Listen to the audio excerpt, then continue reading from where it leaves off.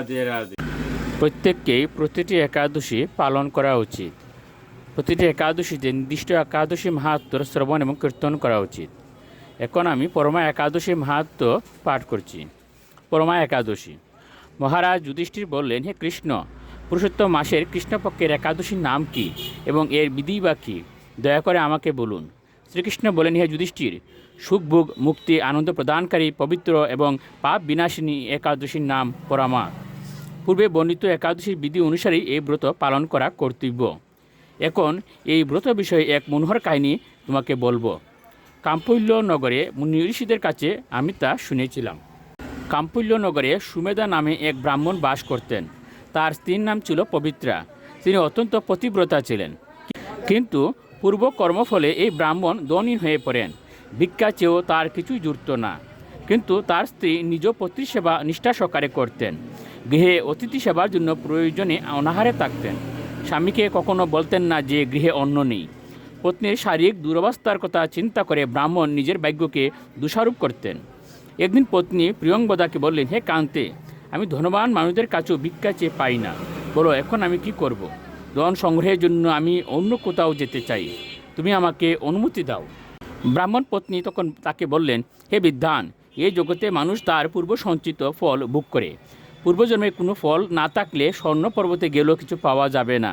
এ স্বামী, পূর্বজন্মে আমি অথবা আপনি কেউই ধন সম্পদ ইত্যাদি কোনো কিছুই সৎপাত্রে দান করিনি। তাই আমাদের ভাগ্যে যা আছে তা এখানে থেকেই লাভ হবে।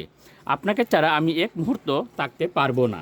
কেননা পতিহীনাকে দুর্ভাগা বলে সবাই তখন নিন্দা করবে। অতএব এখানে যা ধন লাভ হয় তা দিন যাপন করুন। ওই বিচক্ষণ ব্রাহ্মণ পত্নীর কথা শুনে ওই নগরেই রইলেন।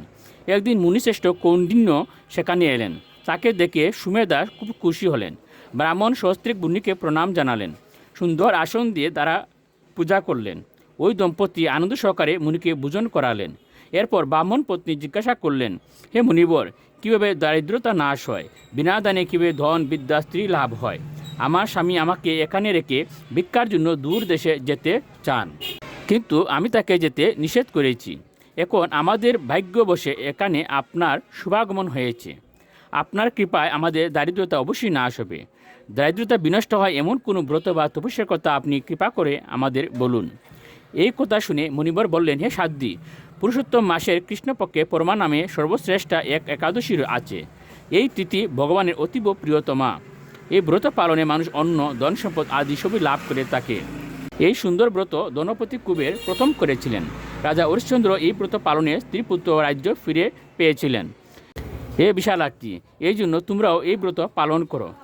এ পাণ্ডব, কৌন্ডিন্য মুনির উপদেশে পতি পত্নী উভয়ে একসঙ্গে বিধিমতো পুরুষোত্তম মাসের পরমা একাদশী ব্রত পালন করলেন। ব্রত সমাপনের পর রাজভবন থেকে এক রাজকুমার তাদের কাছে এলেন। ব্রহ্মার প্রেরণায় তিনি বহু ধন সম্পদ, নতুন গৃহ ও গাভী এই দম্পতিকে দান করলেন। এই দানের ফলে মৃত্যুর পর সেই রাজা বিষ্ণুলোক প্রাপ্ত হয়েছিলেন। এভাবে পরমাব্রতের প্রভাবে ব্রাহ্মণ দম্পতির সকল দুঃখের অবসান হলো।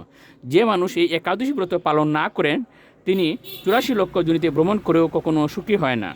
বহু পুণ্যকর্মের ফলে দুর্লভ মানব জন্ম লাভ হয়। তাই মানব জীবনে এই একাদশী ব্রত পালন করা অবশ্য কর্তব্য।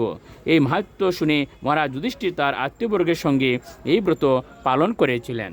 প্রত্যেকে প্রতিটি একাদশী পালন করুন, হরে কৃষ্ণ মহামন্ত্র জপ করুন এবং সুখে থাকুন। রাধে রাধে।